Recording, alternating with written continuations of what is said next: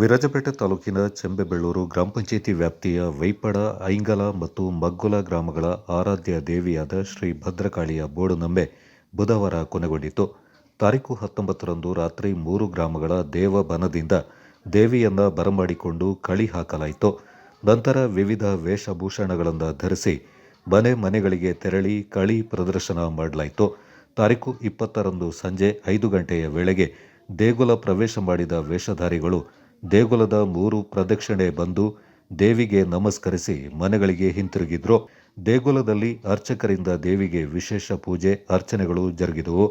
ತಾರೀಖು 22ರಂದು ಮಧ್ಯಾಹ್ನ 2 ಗಂಟೆಯ ಬಳಿಕ 3 ಗ್ರಾಮಗಳಿಂದ ತಲಾ 2 ಕುದುರೆಗಳು, ಒಟ್ಟು 6 ಕುದುರೆಗಳನ್ನು ಒಳಗೊಂಡಂತೆ ಗ್ರಾಮಸ್ಥರು ಮಗ್ಗುಲ ಗ್ರಾಮದ ಬಾಚೆಟ್ಟಿ ಪಾರೆ ಮಾನಿಯಲ್ಲಿ ಕುದುರೆಗಳ ಸಮಾಗಮವಾಯಿತು. ಬಾನಿಯಲ್ಲಿ ವಿವಿಧ ಧಾರ್ಮಿಕ ಕೈಂಕರ್ಯಗಳು ನಡೆದು ಕುದುರೆಗಳು ದೇಗುಲಕ್ಕೆ ಆಗಮನವಾಗಿ ದೇವಿಯ ದರ್ಶನ ಪಡ್ಕೊಂಡು ಹಿಂತಿರುಗಿದ್ರು.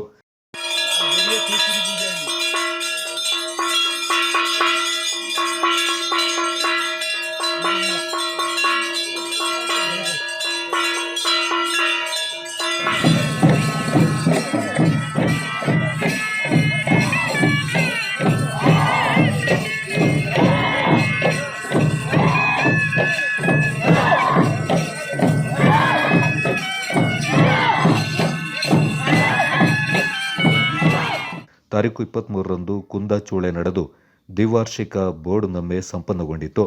ಬೋಡುನಮ್ಮೆಯಲ್ಲಿ ವಿವಿಧ ಸಂಸ್ಕೃತಿಗಳನ್ನು ಬಿಂಬಿಸುವ ವೇಷಭೂಷಣಗಳು, ಹುಲಿ ವೇಷ, ಕೇರಳ ರಾಜ್ಯದ ತಂಬೂರಾಟಿ ಪೆಣ್, ಸಾಂಪ್ರದಾಯಿಕ ಒಲಗ, ಅಣ್ಣ ತಂಗಿಯ ತಮಟೆ, ಜುಗಲ್ಬಂದಿ, ಸಾಂಪ್ರದಾಯಿಕ ಉಡುಪು ಧರಿಸಿ ಬಂದ 3 ಗ್ರಾಮಗಳ ಪ್ರಮುಖರು ಬೋಡುನಮ್ಮೆಯಲ್ಲಿ ವಿಶೇಷತೆಯನ್ನು ಪಡೆಯಿತು.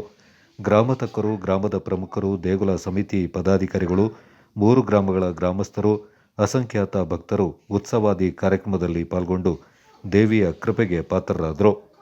ಕೊಡಗು ಚಾನಲ್ ವರದಿ ಕಿಶೋರ್ ಕುಮಾರ್ ಶೆಟ್ಟಿ.